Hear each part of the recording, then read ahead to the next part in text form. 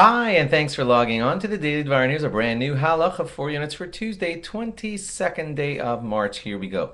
Well, there is this rule that the Shulchan Aruch, the Jewish Code of Laws, says, and it is, Shoelin v'dorshin, we learn and we ask, Be'inyani hachag, on all the matters of a holiday, Shloshim yom kodem lachag, 30 days before the holiday.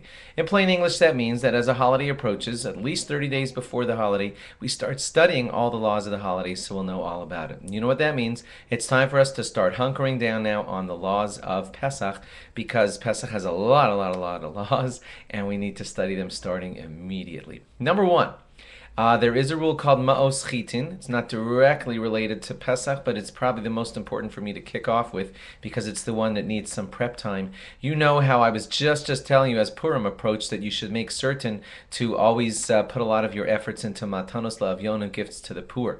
We were all very anxious to send Shalach Manos to our friends, lovely gift baskets with food, but we were stressing the great important law of trying to make certain that the poor people are taken care of with your with the Matanos Lavyonim, the gifts to the poor for Purim. Well, now, as Pesach approaches, I want you to know now to start setting aside monies for the fund that we like to call Ma'os Chitin. It literally translates as the money of wheat, but what it basically, some people call it Kimcha de Pischa, which means like the flour of Pesach, but the idea basically is that we want to help the poor people be able to afford matzah.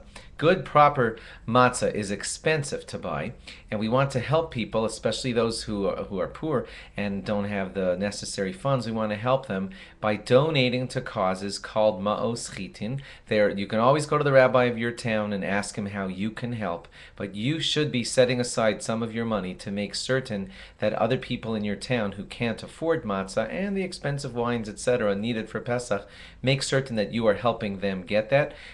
Let's remember, you're going to say at your Seder that Halach Ma'anya, it's near the beginning of the Seder, everyone who is poor should be invited to my Seder. Well, you know, we don't really have tons of people walking in off the street to many Sedarim, to many Seders, but one of the ways that you could show that you really mean this is by saying, well, those who aren't invited to my Seder, I sent money to help them have their Seder. So get into that right now. Start preparing your own monies to be available to give to the poor.